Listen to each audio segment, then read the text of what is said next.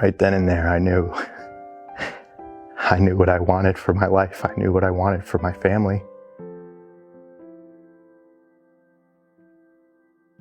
My mother, she was raised by a Methodist minister, and my father was raised Catholic. My mother passed away when I was 18 years old. And before that, long before that, I had stopped attending church. There was always this natural tendency to be interested in things that were spiritual and things that were of a spiritual nature. I was still interested in this idea of something greater than myself.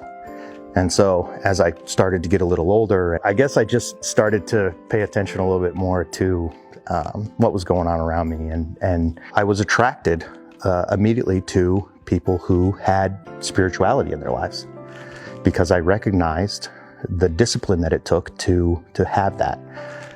So initially, my feelings led me towards like Eastern spirituality. No matter what religious discipline or spirituality you look to, what you're looking for is objective truth, because you can have subjective truth no matter where you go. When you really are open to this idea of truth, and you really are open to this idea of Heavenly Father and God, and I suppose at the time I wasn't referring to Him as Heavenly Father, God is looking out for you, and He has prepared a path that will introduce you to the truth. And as I'm out there searching for these things, I keep finding Jesus Christ everywhere I go. Through this entire thing, I still had reverence for the Church of Jesus Christ of Latter-day Saints, because my mom was an active participating member. And I knew that the discipline in her life was, providing her a level of joy that she otherwise would not have. I meet my wife in high school. We have our first child. And because of having been baptized, and because my mother was still a member, my name was on the record somewhere. It was only a few months after my daughter was born that the missionaries came knocking on our door.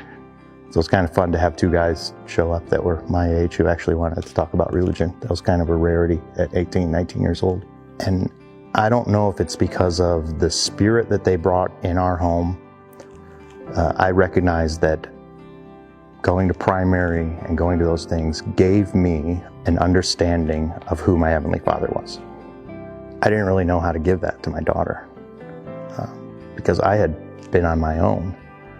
When my mother passed away, my father didn't participate in the church, so I was alone. We were having these discussions with the missionaries, and it sounds simple when you finally gain an understanding of the thing, but at the time I didn't know this. Jesus was the Christ because He was the Son of Heavenly Father and the Son of Mary. And this was like this huge revelation to me. I could never before understand how a man could bridge the gap between this world and heaven. And I'll never forget that. It was just this light bulb going off.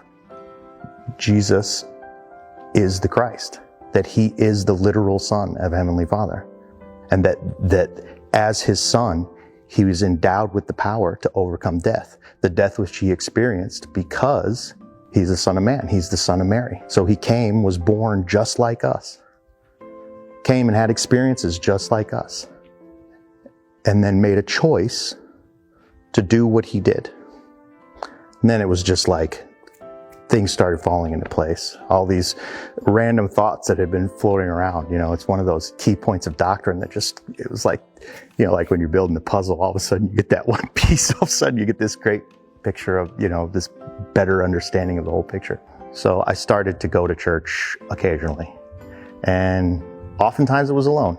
And they had called me to work with the youth, and there was a temple trip that was planned, and I had one of these experiences in the confirmation room of the temple. I'm so thankful for it to this day. right then and there, I knew what I wanted for my life. I knew what I wanted for my family. I went through my life. I went through my home. I went through everything I had and got rid of everything I could that was associated with this lifestyle that I no longer wanted to participate in. And 30 days later, me, my wife, and my 3 daughters, my youngest was 1 month old, were sealed in the St. Louis Temple. He was born, he lived, he died, he was resurrected, all so that he could witness to the Father for you, so that someone understands what you're going through. Someone understands exactly who you are, exactly what struggles you're having, exactly what you need, and will save you